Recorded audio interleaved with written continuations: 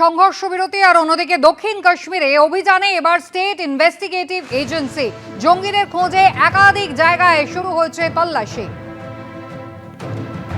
সুকান্ত মুখোপাধ্যায় পেহেলগাঁও থেকে সরাসরি রয়েছেন আমাদের সঙ্গে। সুকান্ত, একেবারে সকাল থেকে তুমি যেমনটা জানাচ্ছিলে যে ইতিমধ্যেই এসআইএ তারা তদন্ত শুরু করেছে 22 তারিখের যে নৃশংস ঘটনা ঘটে গিয়েছে সেই জঙ্গিদের খোঁজে, কি খবর রয়েছে? দেখো, একেবারে দক্ষিণ কাশ্মীরের বিভিন্ন জায়গাতে বা মাল্টিপল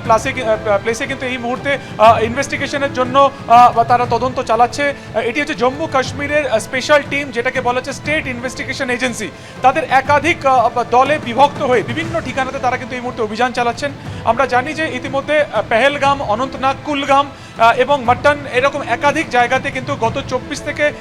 48 ঘন্টা বিগত দুদিন ধরে বেশ কয়েকজনের গতিবিধি সন্দেহজনক থেকে জম্মু কাশ্মীর পুলিশের, এবং সেই পরিপ্রেক্ষিতে তারা কিন্তু সেই সমস্ত জায়গাতে অভিযান চালাচ্ছেন। মূলত টেলর লিঙ্ক অর্থাৎ সন্ত্রাসবাদী কার্যকলাপের সাথে লিঙ্ক রয়েছে সেই সন্দেহে কিন্তু এই সমস্ত তালিকা ধরে ঠিকানাতে তারা অভিযান চালাচ্ছেন। ইতিমধ্যে সেখান থেকে বেশ কিছু নথিপত্র বাজেয়াপ্ত করা হয়েছে, বেশ কিছু ইলেকট্রনিক এভিডেন্স এবং ডিভাইস সেগুলো কিন্তু ইতিমধ্যে বাজেয়াপ্ত করা হয়েছে, সেগুলোকে ভেরিফাই করা হচ্ছে এবং সেই তালিকা ধরে বেশ কয়েকজনকে কিন্তু এই মুহূর্তে জিজ্ঞাসাবাদ করা হচ্ছে। আমরা জানি 22 এপ্রিলের পরে এখনো প্রায় 3 সপ্তাহ কেটে গেছে, এখনো পর্যন্ত কিন্তু আসিফ ফৌজি এবং তার দুজন সহযোগী কোনোভাবে ট্রেস করতে পারেনি এনআইএ। অথচ এনআইএ তরফে এটা দাবি করা হচ্ছে যে 14 জন ওভারগ্রাউন্ড ওয়ার্কার যারা ঘটনার সময় পুঙ্খানুপুঙ্খ ইনফরমেশন দিয়ে জঙ্গিদেরকে সাহায্য করেছিল, সেই সন্দেহেই কিন্তু দেখা যাচ্ছে যেটা যে তার আগেও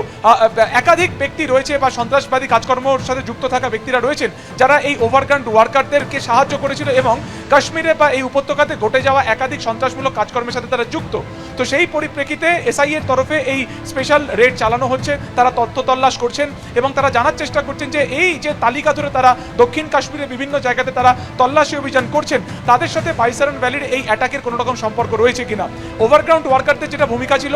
বেতাব ভ্যালিতে অস্ত্র লুকিয়ে রাখা, সমস্ত ইনফরমেশন ঘটনাটিকে জঙ্গিদেরকে পাস আউট করা, সেই কাজের সাথে এসআইএর আজকের যে ইনভেস্টিগেশন তার মধ্যে কোনো লিঙ্ক রয়েছে কিনা তা তারা দেখা। আমরা জানি যে এনআইএর তরফে আজকে ফের তারা বাইসারন ভ্যালিতে একটি স্পেশাল টিম যাওয়ার কথা রয়েছে, সেখানে তারা তদন্ত করবেন এবং একাধিক ব্যক্তি তাদেরকেও কিন্তু সেই ঘটনার সময় যারা তখন উপস্থিত ছিলেন তাদেরকেও কিন্তু এই মুহূর্তে জিজ্ঞাসাবাদ করা হচ্ছে এনআইএর তরফে এই পেহেলগামে। একেবারেই সুকান্ত, ধন্যবাদ।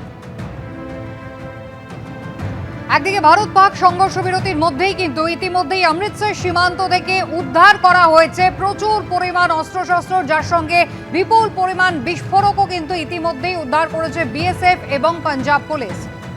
যে গ্রাম থেকে উদ্ধার হয়েছে এই সমস্ত বিস্ফোরক এবং অস্ত্রশস্ত্র, সেখান থেকে সরাসরি আমাদের প্রতিনিধি পার্থপ্রতিম ঘোষ। পার্থ, প্রথমত জানতে চাইব কি কি উদ্ধার হয়েছে এবং দ্বিতীয়ত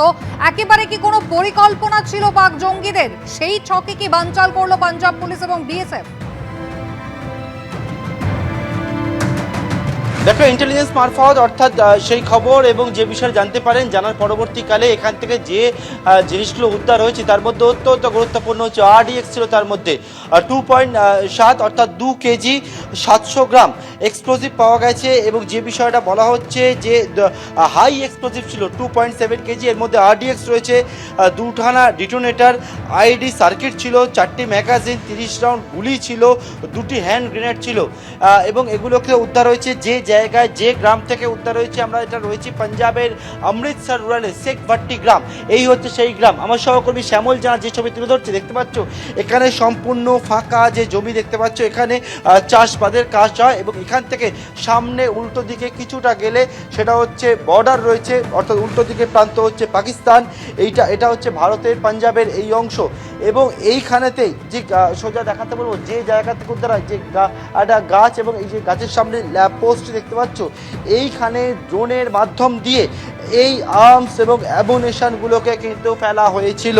এবং এই আর্মস এবং অ্যামুনিশন ড্রোনের মাধ্যমে এই জায়গায় ফেলা হয় এবং যেটা তার পরবর্তীকালে তুমি জানো যে গতকালকে এইটা উদ্ধার হয়েছে। গতকালকে বিএসএফ ইন্টেলিজেন্সের কাছে খবর এসে পৌঁছায় এবং তারপর বিএসএফের তরফ থেকে পুলিশের সঙ্গে যোগাযোগ করা হয়, আজনানা পুলিশ স্টেশনের সঙ্গে যোগাযোগ করা হয় এবং পুলিশ বিএসএফ যৌথভাবে আসে এবং এসে এখান থেকে একটা হলুদ রঙের প্যাকেট তারা উদ্ধার করে এবং সেই প্যাকেটটা খুলতেই এই সমস্ত বিস্ফোরক আগ্নেয়াস্ত্র সেগুলো উদ্ধার হলো। সম্পূর্ণ ফাঁকা জায়গা, কেউ এখানে থাকে না, মাত্র হাতে গোনা কয়েকটা ঘরবাড়ি রয়েছে এবং এই ফাঁকা জায়গায় এই রকম আগ্নেয়াস্ত্র যেটা নিয়ে আসা হয়েছে এবং ড্রোনের মাধ্যমে নিয়ে আসা হয়েছে এবং সেক্ষেত্রে এই যে কালো হলুদ রঙের যে প্যাকেটের মধ্যে এগুলি রাখা ছিল তার সঙ্গে যে ধরনের তার দিয়ে বাঁধা ছিল, যে ধরনের প্যাক করা ছিল, সেটাই কিন্তু একেবারে